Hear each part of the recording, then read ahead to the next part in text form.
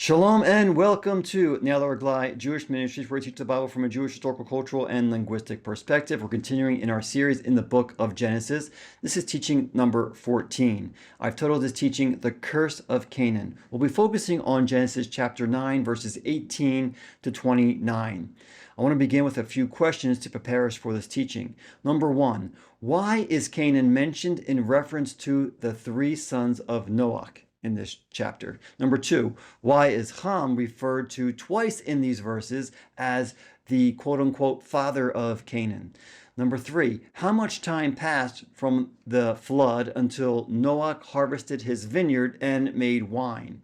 Number four, why did Noach curse Canaan? And number five, do we ever see a realization of the curse of Canaan in the Bible?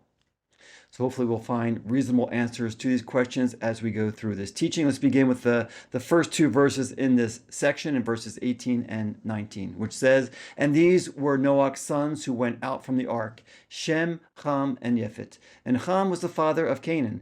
These three were the sons of Noach, and from these the whole earth was dispersed." Now, we read in these verses how the human race continued on earth through the lineage of the three sons of Noach. We are first introduced to the three sons of Noach back in Genesis 5, where we read about the book of the generations of Adam, which follows the line of Seth. And we read at the end of that chapter, Genesis 5, "And Noach was 500 years old, and Noach begot Shem, Ham, and Yefet." That's Genesis 5:32. Now the generations of Adam through Seth ended with Noach and his three sons because they saw the end of the previous generations. God preserved life through Noach and his sons and brought them safely into a restored earth after the 1-year flood. In the same manner that Shem, Ham, and Yefet were named in the book of the generations of Adam in Genesis 5 because of their unique role in the preservation of humanity, we read of another unique individual in the continuation of Noach's line here in Genesis 9:18, where it reads, and Ham was the father of Canaan. Right? So what is the significance of mentioning Canaan here? Why is Canaan mentioned in the biblical narrative of Noach and his sons? We don't read the names of any other children of Shem, Ham, or Yefet in Genesis 9. We are only told, and Ham was the father of Canaan. So some obvious questions. Did Shem and Yefet not have children of their own at that time in history? Did Ham only have one child whose name was Canaan? Did Noach only have one grandchild? Therefore, that is the reason that he is mentioned here in Genesis 9:18. The genealogy of Noach in Genesis 10 tells us that Noach had at least 16 grandchildren who were born to his three sons, Shem, Ham, and Yefet. Therefore, why is Canaan uniquely mentioned as the son of Ham in Genesis 9:18?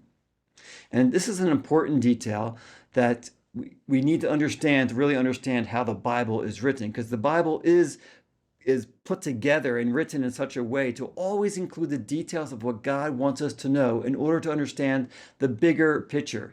This is exactly what we see in the text of Genesis 9:18 when it says, and Ham was the father of Canaan. Canaan is included in the biblical narrative of Genesis 9 in the context of Noach's sons because Canaan will play a significant role in future generations. However, we also see in Genesis 9 how Canaan made a name for himself at an early age as he continued the family line. So for now, let's continue with the story of Noach and his sons as we continue in the text of Genesis 9, and I want to read verses 20 to 24. "And Noach began a man of the soil and planted a vineyard. Then he drank from the wine, and he got drunk, and he uncovered himself in the midst of his tent. And Ham, the father of Canaan, saw the nakedness of his father, and he told it to his two brothers outside. Then Shem and Yefet took a garment, and they placed it upon both of their shoulders, and they walked backwards, and they covered the nakedness of their father. And their faces were backwards, and they did not see the nakedness of their father. Then Noach woke up from his wine, and he knew what his youngest son had done to him." So in verse 20, we read how Noach is called Ish Ha'adamah, a man of the soil. Noach was a farmer, one who worked the soil, and we read that he planted a vineyard in verse 20. So some other questions to consider here. How much time passed from when they came out of the ark until the incident resulting in Noach becoming drunk from the grapes of the vineyard that he planted? And a second question, was it days, was it weeks, was it months, or was it years? And it's good to think about this, because I want to confess that as I've read this scripture in the past, I just kind of thought, well, he planted a vineyard, got some grapes, and got drunk, right? And maybe a few months passed. However, it seems like some more time passed. Now, just to be clear, we are never told how much time passed in the text. However, there are a few clues in the biblical text that indicate that several years had passed. Now, just in reference to planting a vineyard and harvesting them and making wine, I did a little bit of research, and in one article that I read entitled, "How Long Does It Take a New Vineyard to Yield Grapes?" the writer explains that the time it takes to plant a vineyard and yield grapes that are good enough for making wine is generally a minimum of 3 years, but it can take up to 10 years for good quality grapes. So this is just basics in vineyard and winemaking. Now, we don't know the exact conditions of the climate that Noach was living in, nor do we know for how long he had been in this new industry of winemaking, right? Could have been years and even decades. Vineyard growth requires that a minimum of 3 to 5 years had passed since the flood ended. Now, a second indicator from the text that a number of years had passed since the flood is the mention of Canaan as the son of Ham. We know from the biblical text that only 8 humans entered the ark, as we read in Genesis 7:7, and that Noach's sons only had children after the flood, as we read in Genesis 10:1. Now, a number of years had passed since Noach and his family came out of the ark, because we're reading about a child of Ham, right? So obviously at least 9 months passed, but I think there might be some evidence that more time had passed. Now, we also know that Noach lived 350 years after the flood ended, as we read in Genesis 9:28. So that's part of the text here. We'll read at the end of this at this section. But it's good to put this in perspective, right? We're used to living, let's say, 80, 90, maybe up to 100 years, right? And so we often think of life, and as we read different contexts in the Bible, from our perspective. But Noach lived almost 1,000 years. He lived 950 years on the earth, and 350 of them was simply from the time the flood ended to the end of his days. So we need to put this in perspective when we think about how much time passed in these verses that we are reading. Now, there is one more detail that will help us understand the number of years that passed from the flood to the wine incident, which we will see later in this teaching. What we read in these verses that I just read is that Noah drank too much wine and he got drunk, right? In verse 21, then he drank from the wine and got drunk, and he uncovered himself in the midst of his tent. Now, in the Christian world, both Jews and Gentiles who believe in Yeshua, this issue of how to handle alcohol is taught and understood in various ways within different communities. Some segments of Christianity put a total ban on drinking alcohol, while others permit drinking in moderation. Now, the Bible does not mandate a total ban. It's just good to understand what the Bible says and doesn't say. And I just want to share a few scriptures. For example, in Psalm 104, especially verses 14 to 15, we read the many acts of God on behalf of his creation. You can read Psalm chapter 104 in its full context if you want to get that full reading there. But just to read these 2 verses here, it says, "He causes the grass to grow for the cattle and vegetation for the labor of mankind, so that they may produce food from the earth, and wine which makes a human heart cheerful, so that he makes his face gleam with oil, and food which sustains a human heart." So God obviously has given us wine to make men cheerful, right? Now, wine is listed in this list of things which the Lord provides for his creation, as we read in Psalm 104. And we also know that the first miracle of our Messiah, Yeshua, was turning water into wine. So obviously God is not anti-wine, right? We do know, however, that God is anti-drunkenness. While wine is not evil in itself, the abuse of wine, alcohol, or any substance is a sin before the Lord, as we read in Ephesians 5:18, and do not get drunk with wine, in which there is debauchery, but be filled with the Spirit. Now, while wine and alcohol are not forbidden, to drink in excess and to become drunk with wine or any alcohol is forbidden and leads to other sins. So God says, don't do it. Now, as a result of drinking too much wine, Noah got drunk and unclothed himself in his tent. Now, what exactly happened next is not 100% clear from the text. We have to speculate a little bit about what happened. And I want to be careful because I don't like to add to God's word in any way that is not in agreement with what we read. Now, just to mention, there are some commentators who speculate that there was some type of inappropriate sexual behavior. However, there is nothing in the text to substantiate this, right? That is, I think, a stretch too far, or one step too far. Now, the reaction of Noach's sons to his drunken state would be life-changing, as we see it for all three of his sons. I just want to begin here with Ham, right? In Genesis 9:22, we read, and Ham, the father of Canaan, saw the nakedness of his father, and he told it to his two brothers outside. So we read here how Ham looked upon the nakedness of his father. Now, why is it mentioned for the second time in this chapter that Ham is the father of Canaan? Why is Canaan continually coming up? This detail of including Canaan for the second time in the text is a bit mysterious and has caused many to speculate about exactly what happened at that time.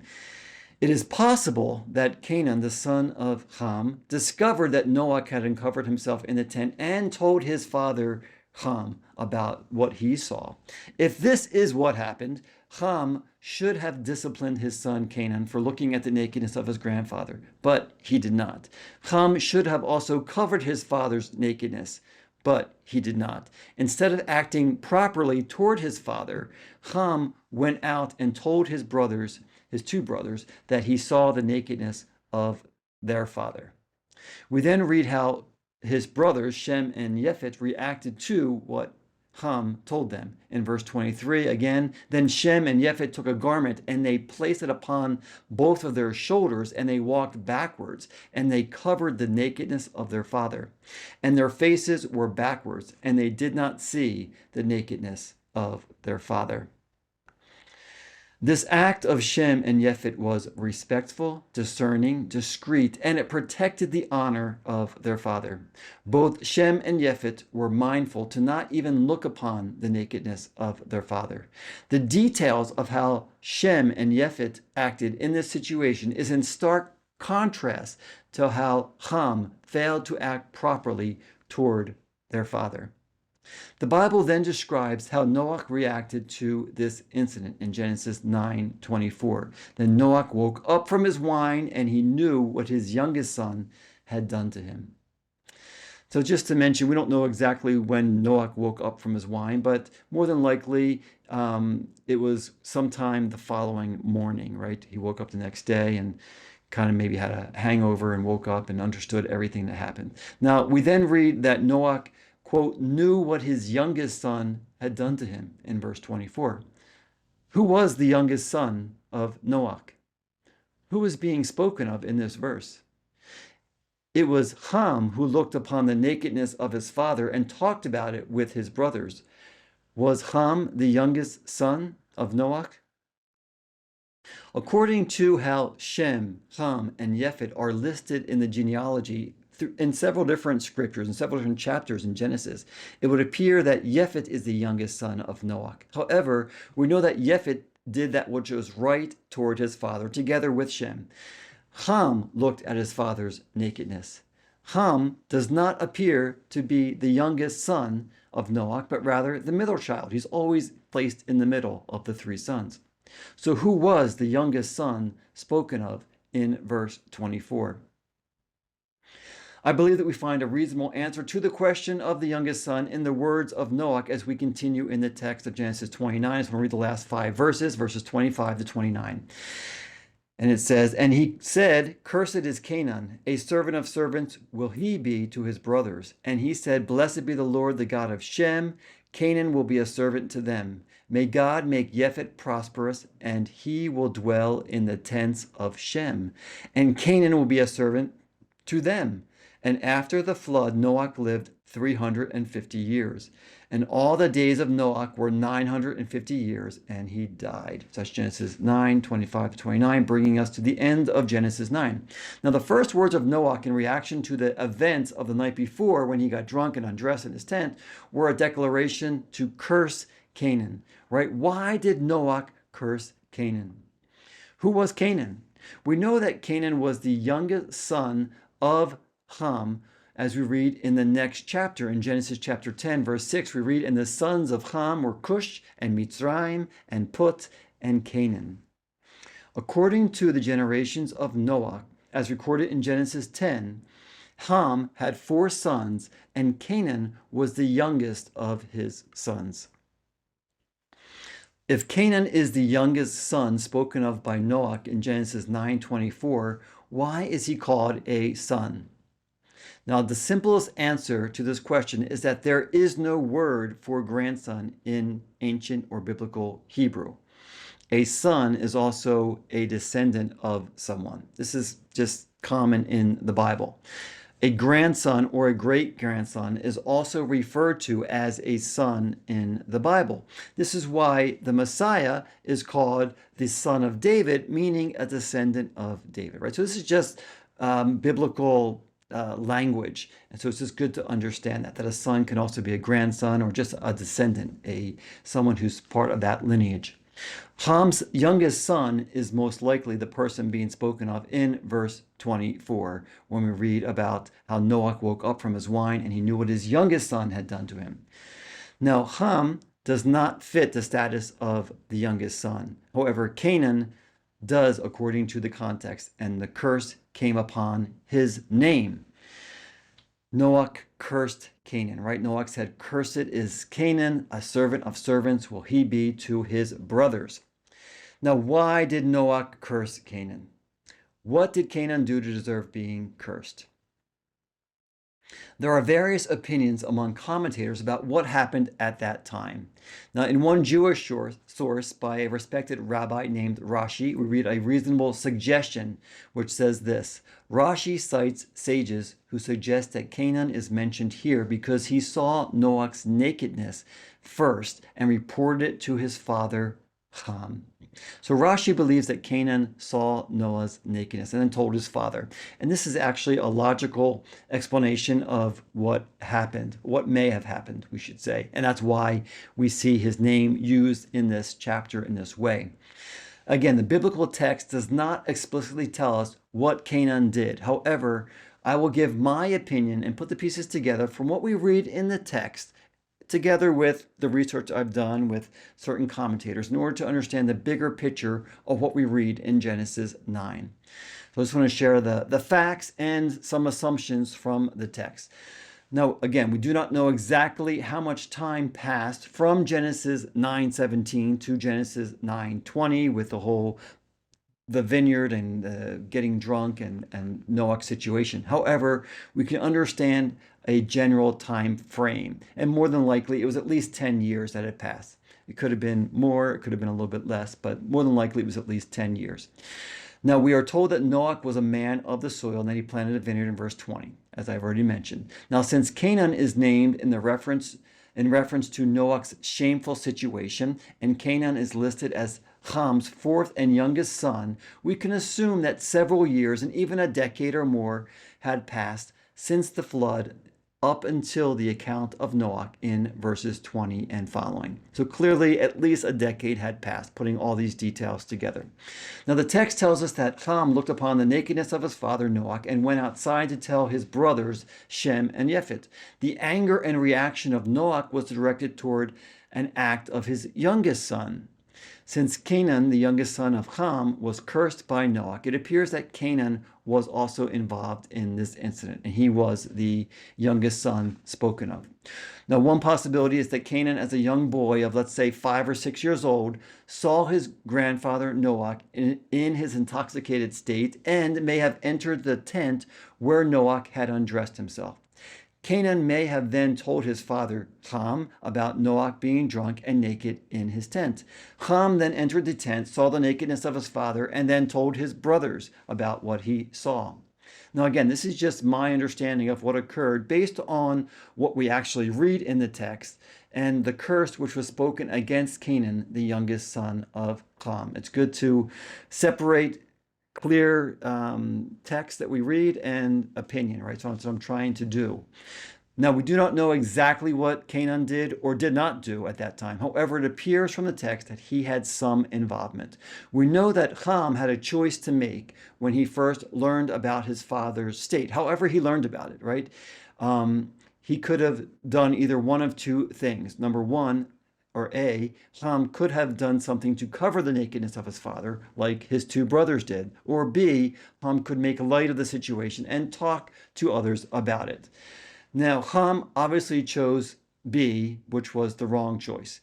Ham did nothing to cover the nakedness of his father, and instead he chose to talk about his father to his brothers. Shem and Yefet covered the sin of their father and protected his honor. The actions of Shem and Yefet cause us to consider a couple of other questions. Number one, is it ever right to cover the sin of another person, right? Number two, when is it right to cover a transgression or a sin?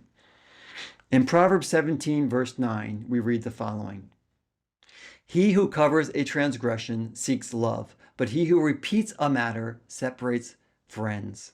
This is a great practical verse, right? Because it reminds us there is a time when a transgression should be covered, and that is an act of love. But when someone repeats a sin over and over, right, they're causing division in a relationship. Now, the Hebrew word here for covers in Proverbs 17:9 is machaseh.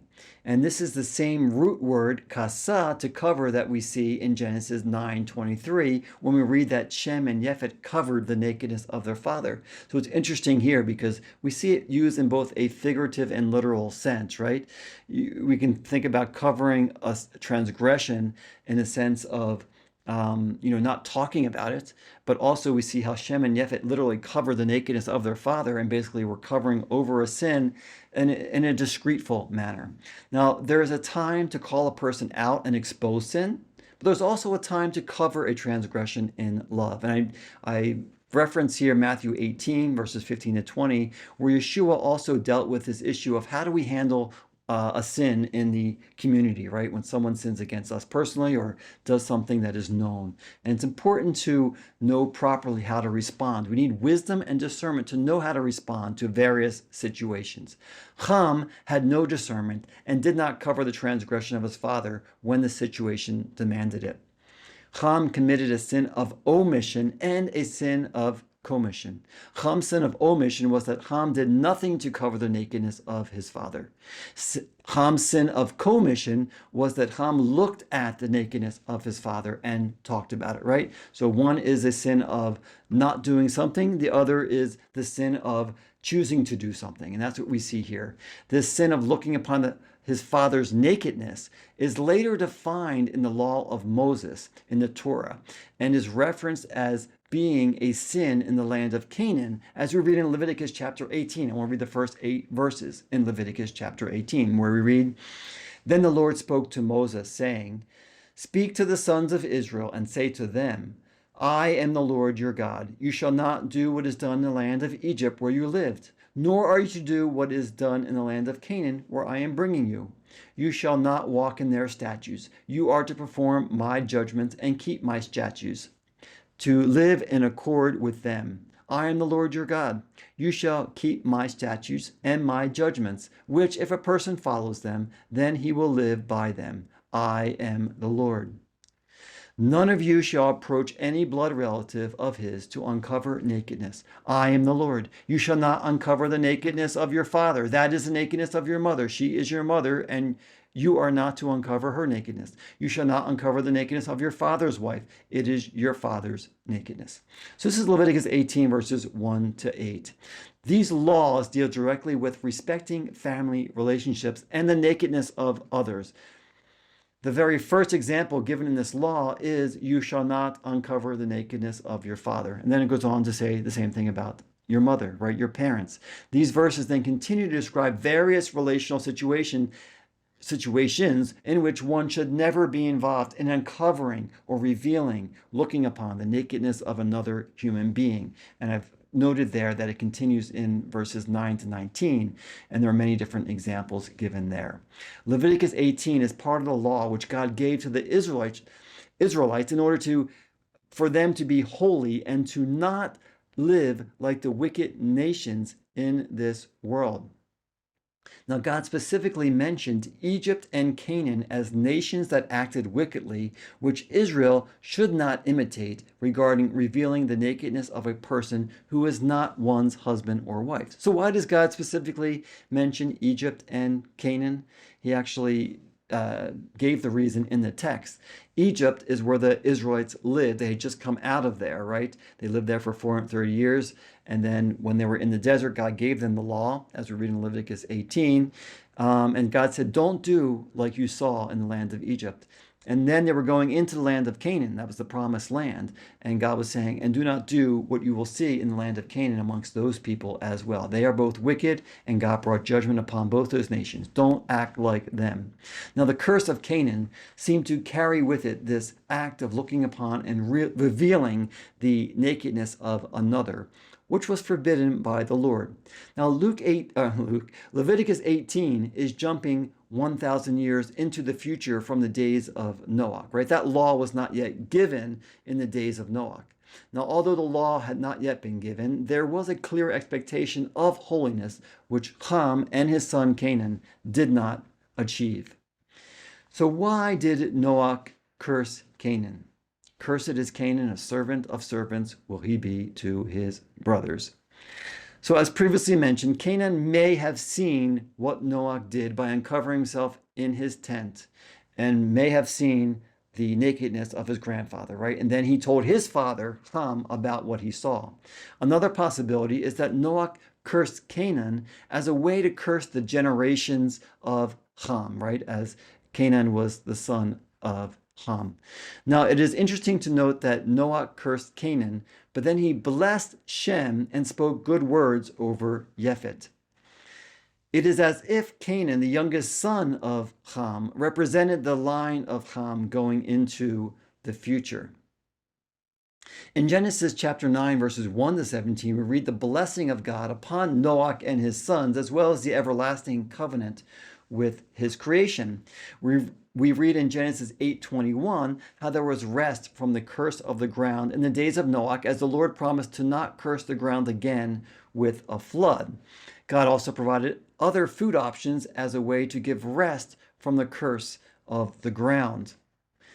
It is ironic that rest from the curse was granted in Noach's day, right after the flood, but then Noach cursed his grandson Canaan. Right? Cursed is Canaan, a servant of servants will he be to his brothers, in Genesis 9:25. So now, how would this curse upon Canaan manifest itself in the generations going forward? Was it simply speaking of Canaan being a servant to Shem and Japhet, to his two uncles? Now, it's always best to understand Scripture, and specifically this curse, within the full context of the blessing and curse, as we read it in verses 25 to 27. So let's read these verses again. And he, meaning Noach, said, Cursed is Canaan, a servant of servants will he be to his brothers. And he said, Blessed be the Lord, the God of Shem. Canaan will be a servant to them. May God make Japhet prosperous, and he will dwell in the tents of Shem. And Canaan will be a servant to them. Now, the Hebrew word for cursed, in cursed is Canaan, is the Hebrew word arur, meaning to be cursed. This is the same word in Genesis 3:14 for the curse of the serpent, and in Genesis 3:17 when God cursed the ground after the fall of Adam and Eve. The curse upon Canaan to be a servant of servants to his brothers is best understood in its context of these verses. Now, the phrase servant of servants is in Hebrew is Eved Avadim and could be translated as slave of slaves or a servant of servants. Now, how would this curse manifest itself in reality? The blessing upon Shem together with Yefet add clarity to the curse upon Canaan. We have to understand it again in this context. Now, as we saw in the previous teaching, the word bless appears 5 times in the scriptures up to and including Genesis 9:1, when God blessed Noach and his sons. Now, in each of those 5 instances, God blessed his creation. It was always God doing the blessing. For the first time, we now read a man, Noach, who blessed his son Shem in this 6th time that the word bless appears in the Bible. Again, just to read verse 26, and he said, "Blessed be the Lord, the God of Shem. Canaan will be a servant to them." Noach blessed Shem as the eldest son and the one who did that which was right in a situation that demanded wisdom and discernment. Noach then spoke good words over Yefet. However, Noach did not directly bless Yefet. As we read in verse 27, "May God make Yefet prosperous, and he will dwell in the tents of Shem, and Canaan will be a servant to them." Yefet received a good word from his father, a word speaking of his prosperity and that he would dwell in the tents of Shem. So what does this phrase actually mean, to dwell in the tents of Shem? I understand this to mean that Yefet would dwell in unity with Shem, the one who was blessed. So in a sense, Yefet was included in the blessing of Shem, but Shem is the one who received it. Now Canaan was cursed, and he would be a servant of servants to his brothers. How would this curse manifest itself in the generations going forward? Genesis 9:25-27 speaks of the peoples and nations who would come forth from these individuals and was not limited to the individuals themselves. And this is made clear through the use of the phrase translated "to them" in verses 26 and 27, right? Both in the blessing of Shem and then the words that were spoken to Yefet. And just to explain that this phrase "to them" in Hebrew is lamo, which is a prepositional phrase meaning to them, for them, or at them. This Hebrew prepositional phrase, lamo, is used 57 times in the Old Testament Hebrew scriptures. We read an example of lamo in Psalm 2, when kings and nations rise up against God's anointed one in this famous messianic psalm, right? And we read in verse 4, Psalm 2:4, "He who sits in the heavens laughs, the Lord scoffs at them." Lamo is used in a unique poetic manner in the scriptures to speak of others in a collective sense, just as we read in Genesis 9:26-27. Canaan, the son of Ham, would become a large nation made up of several different peoples who lived in the land of Canaan, as we read in Genesis chapter 10. Shem would become many different nations. Abraham was a descendant of Shem, and the nation of Israel came from this line, as we read in Genesis chapter 11. And Yefet would become many different nations, as we read in Genesis 10. And the nations of Yefet would live in harmony with Shem, as we read in this prophecy in Genesis 9. Now, as I bring this teaching to a close, I want to ask a question. Do we see a fulfillment of the people of Canaan being a servant of servants to the people of Shem and Yefet? To the nations or peoples of Shem and Yefet, I should really ask. We know from the scriptures that the Lord promised the land of Canaan to the nation of Israel through Abraham, as we read in Genesis 17, verse 8. And God said, "And I will give to you and to your descendants after you the land where you live as a stranger, all the land of Canaan, as an everlasting possession, and I will be their God." The land of Canaan included the various peoples who lived in that land, as we read here in Exodus 13:5. "And it shall be when the Lord brings you to the land of the Canaanite, the Hittite, the Amorite, the Hivite, and the Jebusite, which he swore to your fathers to give you, a land flowing with milk and honey," right? So it's important to understand that the Canaanites were also different people groups that lived in this land, right? The Hittite, the Amorite, the Hivite, and the Jebusite, naming just a few. When Joshua led the Israelites into the land of Canaan, they conquered it city by city, and they were supposed to kill all of the people who lived in the land. However, some of the peoples of the land survived. One famous account of a people who survived the destruction of the Israelites is recorded in the book of Joshua. When the inhabitants of Gibeon, who were called Hivites, heard what the Israelites did to the other peoples in the land, they sent men to the leaders of Israel to deceptively make a covenant with them. As we read here in Joshua chapter 9, verses 6 to 8. And they went to Joshua at the camp at Gilgal and said to him and to the men of Israel, we have come from a far country. Now then make a covenant with us. But the men of Israel said to the Hivites, perhaps you are living within our land. How then are we to make a covenant with you? So they said to Joshua, we are your servants. Then Joshua said to them, who are you and where do you come from? Right, so this is just a few verses from that section in Joshua 9. Now, when the Hivites said, we are your servants, they said in Hebrew, Avadecha anachnu, we are your servants, or we are your slaves. Joshua and the leaders of Israel made a covenant with the Hivites and only afterwards discovered that they were Canaanites who lived in their land. Since Joshua and the elders made a covenant with them, they kept their word and did not kill any of the Hivites. However, later in this chapter, we read Joshua's response to the Hivites. I just want to read Joshua 9, verses 22 to 23. Then Joshua called for them and spoke to them, saying, why have you deceived us, saying, we are very far from you, when you are living within our land? Now, therefore, you are cursed, and you will never cease to be slaves, both gatherers of firewood and labor to draw water for the house of my God. Very clearly, Joshua said, you are cursed and you will never cease to be slaves. Joshua declared to the Hivites, now therefore you are cursed. And in Hebrew, this is ve'ata arurim atem. Now, therefore, you are cursed. Now, the word for cursed, it's used in the plural form there, but it's the Hebrew word arur, meaning to be cursed. And it's the same word used in Genesis 9:25 for Canaan when he was arur, right? When he was cursed by Noach. Now, the word for slaves is eved, meaning a servant or a slave.